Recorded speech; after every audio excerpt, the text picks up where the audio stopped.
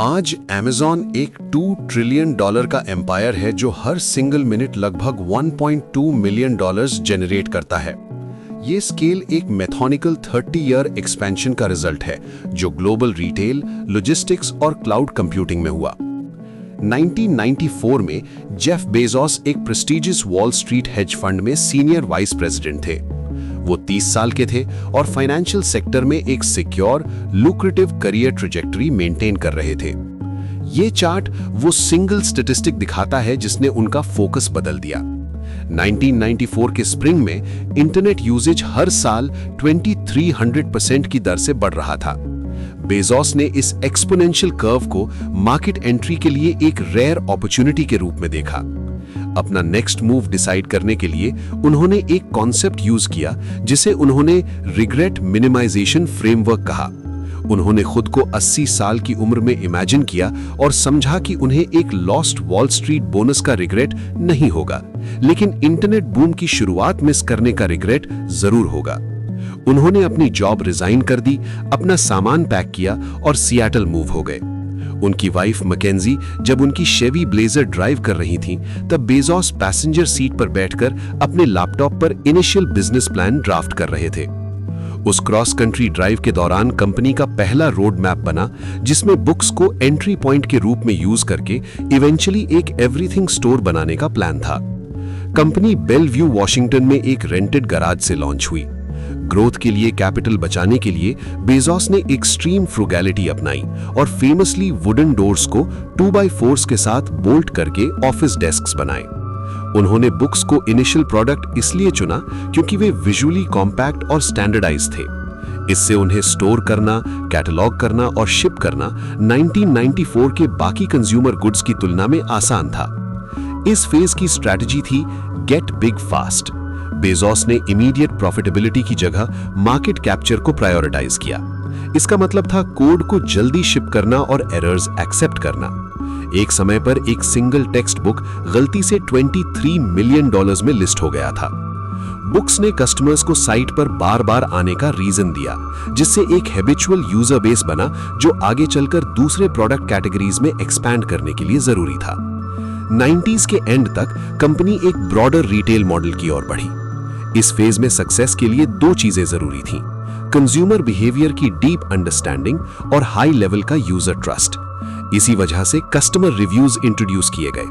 जहां बाकी retailers negative feedback से डरते थे, वहीं बेजोस का मानना था कि transparency long term loyalty build करेगी। कस्टमर्स ने Amazon को सिर्फ खरीदने के लिए नहीं, बल्कि प्रोडक्ट्स रिसर्च और कंपेयर करने के लिए भी यूज करना शुरू किया। साल 2000 में Amazon ने ऑफिशियली मार्केट प्लेस लॉन्च किया। इससे थर्ड पार्टी वेंडर्स को Amazon वेबसाइट पर प्रोडक्ट्स बेचने की परमिशन मिली, जिससे वे Amazon के ओन इन्वेंट्री के साथ डायरेक्ट कंपटीशन में आ गए।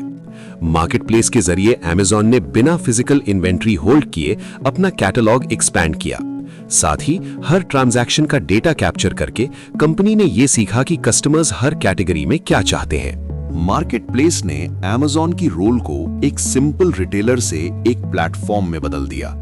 इससे कंपनी फीस कलेक्ट कर सकी और मार्केट इंटेलिजेंस गैदर कर सकी, इवन जब फाइनल सेल उन्होंने खुद नहीं की हो। 2000 का .com क्रैश इस मॉडल के लिए बड़ा थ्रेट बना। टेक स्टॉक्स गिरने लगे और Amazon का शेयर प्राइस $100 से गिरकर सिर्फ $6 रह गया। क्रिटिक्स ने कंपनी के बैंकरप्सी की प्रिडिक्शन करना शुरू कर दिया, लेकिन बेजोस ने लॉन्ग टर्म ग्रोथ पर फोकस बनाए रखा। उनका मानना था कि कस्टमर बेस और इंफ्रास्ट्रक्चर की रियल वैल्यू मार्केट पैनिक के बावजूद इंटैक्ट है। सॉल्वेंट रहने के लिए Amazon ने अपनी वर्कफोर्स का 14% ले ऑफ किया और डिस्ट्रीब्यूशन सेंटर्स बंद किए।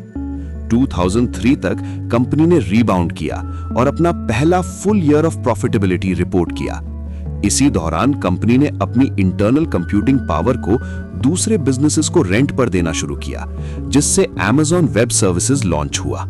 ये इंफ्रास्ट्रक्चर बाद में CIA के साथ $600 मिलियन डील तक पहुंचा।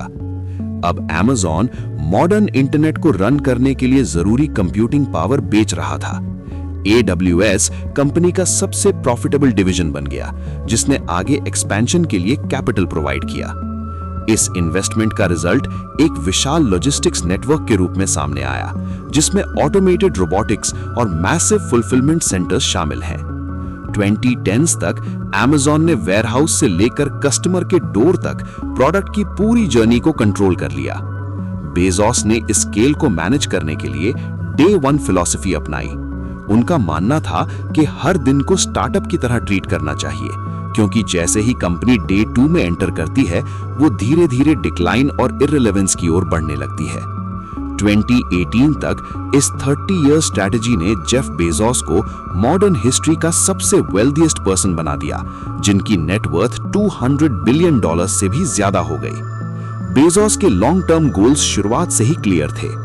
1982 के अपने हाई स्कूल वैलेडिक्टोरियन स्पीच में उन्होंने स्पेस कॉलोनाइजेशन और ऑर्बिटल होटल्स बनाने की बात की थी, ताकि अर्थ को रिसोर्स डिप्लीशन से बचाया जा सके। आज का $2 trillion Amazon empire in ambitions के लिए लॉन्च पैड का काम कर रहा है। बेजोस हर साल लगभग $1 बिलियन के Amazon स्टॉक बेचते हैं, ताकि अपनी एरोस्पेस कंपनी ब्लू ओरिजिन को फंड कर सकें, जिसका गोल ह्यूमैनिटी को मल्टी प्लैनेटरी बनाना है। गैराज में एक बुक स्टोर बनाने के लिए इस्तेमाल की गई वही मेथोडिकल लॉजिक अब स्पेस ट्रैवल पर अप्लाई की जा रही है। बेजोस सोलर सिस्टम की कॉलोनाइजेशन को एक लॉन्ग टर्म इंजीनियरिंग प्रॉब्लम की तरह देख रहे हैं, एक ऐसा प्रॉब्लम जिसे सॉल्व करने के लिए अब उनके पास सफिशिएंट कैपिटल है।